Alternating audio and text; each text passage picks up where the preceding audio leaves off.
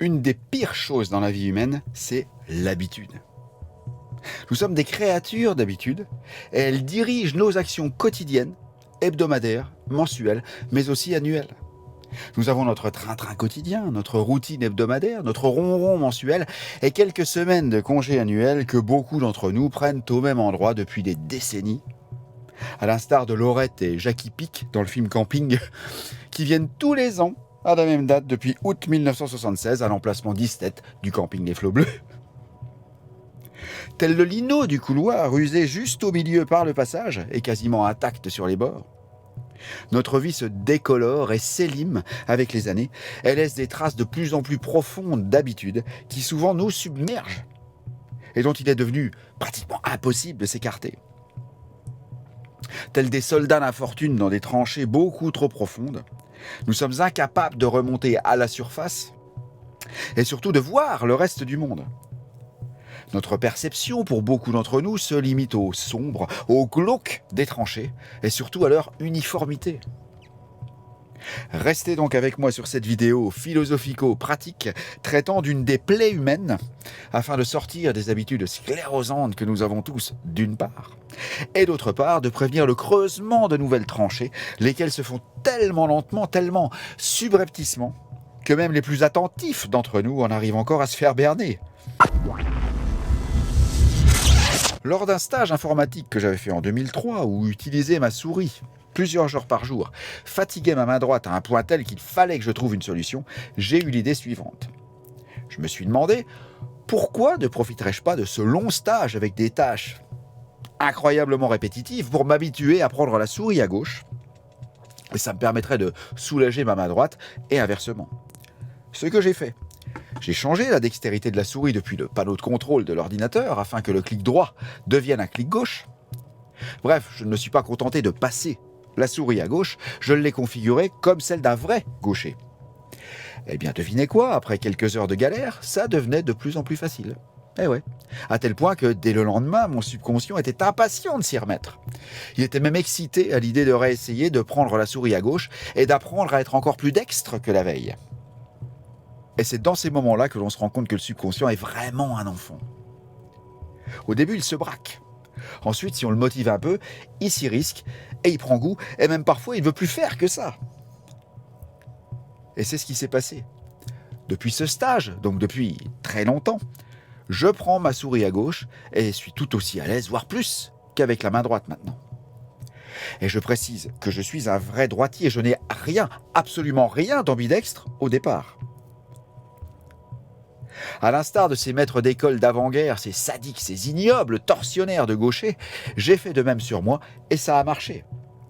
Et comme disait l'autre, l'intransigeance n'est payante que sur soi-même. Ce qui fait que maintenant, je fais l'inverse. Je soulage la main gauche sursollicitée avec la main droite. Et depuis, j'ai étendu cette façon de penser à tous les domaines de ma vie.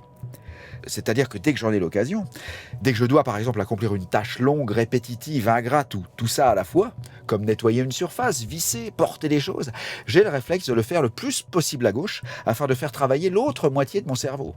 Et donc devenir le plus entier possible, si je puis dire. Et ça marche plutôt pas mal, car tout ce que je fais désormais, je suis capable de le faire pratiquement aussi bien avec la main gauche que la main droite. Sauf écrire, je vous l'accorde. Je m'y suis déjà risqué plusieurs fois, mais ça demande vraiment trop de précision. Pareil pour jouer de la guitare. Mais je n'ai toutefois pas exclu la possibilité de réessayer. Bon, mon exemple est pris pour les tâches physiques, mais j'en fais tout autant avec les tâches intellectuelles. J'essaie toujours d'utiliser ma main gauche mentale. Tout n'est donc qu'une question d'habitude. Et ce que je vous propose ici, c'est de prendre l'habitude de vous déshabituer.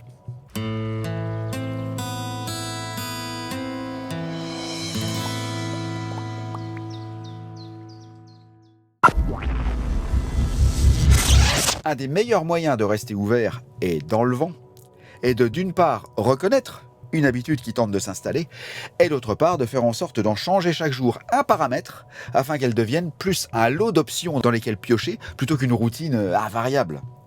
Je m'explique. Si vous devez accomplir une tâche et qu'il existe potentiellement plusieurs façons de la faire, il est intéressant d'en tester 2 ou 3 différentes, et ceci avec la même efficacité, et d'alterner chaque jour. De cette façon, votre cerveau, d'une part, ne creusera pas de tranchées desquelles il ne pourra plus sortir très vite. Il en aura plusieurs qui resteront moins profondes forcément, et vous pourrez vous en extraire beaucoup plus facilement. Et d'autre part, étant donné que vous alternerez chaque jour, se sentant écouté, ce même cerveau vous proposera d'autres manières totalement inattendues. Des intuitions, des envies d'essayer autre chose, etc. Ce qui fait qu'au bout de quelques temps, vous ne reconnaîtrez plus les anciennes façons du début. Vous aurez plein de cordes à votre arc pour le même résultat, voire un résultat amélioré. Mon petit truc ici est de systématiquement vous remettre en question lorsque vous constatez que vous commencez à faire le même truc plusieurs fois de suite. Posez-vous donc la question suivante. Existe-t-il une autre façon d'arriver au même résultat ? Même si celle-ci est difficile à trouver et peut-être sera inconfortable, ingrate au début. Et vous constaterez qu'il existe toujours au moins 2 façons d'arriver au même résultat. Et ça, c'est universel. À vous de la trouver, de la tester, et si elle convient, de la mettre dans votre stock d'options, dans lequel vous pourrez ensuite picorer, afin de varier, comme je l'expliquais au début. Ainsi, vous aurez pour chaque chose que vous devez faire chaque jour, le réservoir des différentes manières d'arriver au même résultat. Ceci aérera vos journées, vos pensées, laissera la fenêtre ouverte pour d'autres intuitions. En gros, ça laissera la fenêtre ouverte à l'imprévu. Et cet imprévu est également un allié pour se désencrouter. À nous de lui réserver la place et les égards qu'il mérite. Une des choses dénotant une personnalité non figée dans l'habitude est notre capacité à accueillir l'imprévu. Plus vous l'accueillerez facilement, plus votre vie sera souple et pas trop engluée. Mais l'adverbe facilement ici a 2 acceptions. Il veut dire en premier lieu, si l'imprévu se présente, que l'on se dise « pourquoi pas ?» et on le tente curieusement. Trait de caractère souvent associé à la jeunesse. Et si ça plaît, on le classe ensuite dans le lot de choses auxquelles on s'adonnera plus tard, un autre mot pour dire le stock d'habitude dont je parlais un petit peu avant. En deuxième lieu, facilement veut dire aussi accepter l'imprévu imposé sans trop de problèmes. À la fois psychologiquement, on n'éprouve pas d'anxiété, pas de peur irrationnelle, et on se dit également « pourquoi pas ?» Mais aussi physiquement. Notre corps accepte le changement. On ne va pas développer de pathologies réactionnelles, de somatisation comme l'hypertension, la migraine, le dérèglement intestinal, l'eczéma, etc. Car parfois le psychisme semble d'accord, car il n'y a pas ou peu d'anxiété. Mais en réalité, il ne l'est pas du tout, car il déleste les tensions sur le corps en somatisant. Et je dirais même que c'est pire que d'être anxieux ou apeuré du changement, car c'est ici ce qu'on nomme le processus de libération du conscient. Celui-ci n'arrive plus à faire face au stress du changement et il envoie la patate chaude au subconscient, lequel prendra ce message pour argent comptant, n'oubliez pas c'est un enfant, et le transformera en maladie. Le mental paraîtra donc allégé, oui, mais le corps prendra le mal à sa place, autant dire qu'il est préférable que le problème reste dans le mental, car au moins là-haut il est virtuel. Il n'est pas encore matérialisé. Il est toujours plus facile de prévenir que de guérir. Donc le second petit truc ici est de se préparer à l'imprévu, de se dire qu'il y en aura toujours, de toute façon, et que d'où qu'il vienne, il sera là pour soit tester ma souplesse, qui est un autre mot pour paix de l'esprit, soit pour apporter une bénédiction cachée si l'on sait s'en occuper avec détachement. Et le meilleur moyen est de se répéter ce mantra formidable qui est « tout tourne à mon avantage ». Si vous vous préparez à l'imprévu d'une part et répétez ce mantra avec conviction d'autre part, vous serez convaincu que tout ce qui vous arrive arrive pour vous et non pas contre vous. Prenons donc l'habitude de casser l'habitude dès qu'elle s'installe. Sortons de notre zone de confort un peu chaque jour en nous forçant gentiment à faire les choses différemment, à d'autres moments aussi, etc. Cette habitude en est une bonne qui nous préservera de toutes les mauvaises, et même aussi des bonnes qui, à force d'être gravées dans le marbre, font de nous des robots programmés, désormais incapables de voir la forêt enchantée de plaisir, tellement l'on est près du premier arbre qui se trouve à son orée.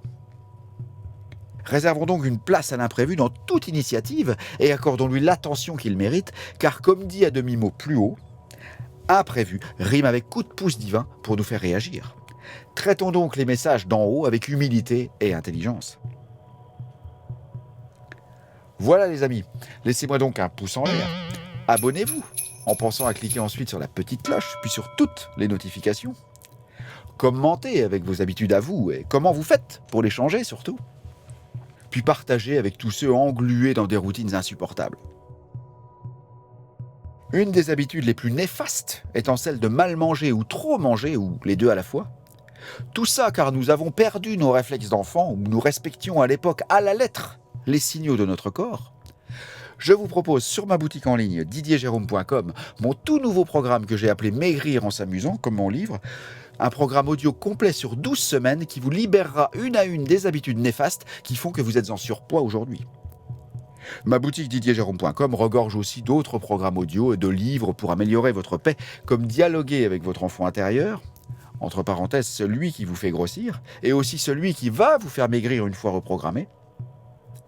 Retrouver son estime de soi, rendre votre sommeil créateur, purificateur et réparateur, ainsi que mes livres sur le Ho'oponopono, le karma, le deuil, l'estime de soi, l'énergie vitale, etc.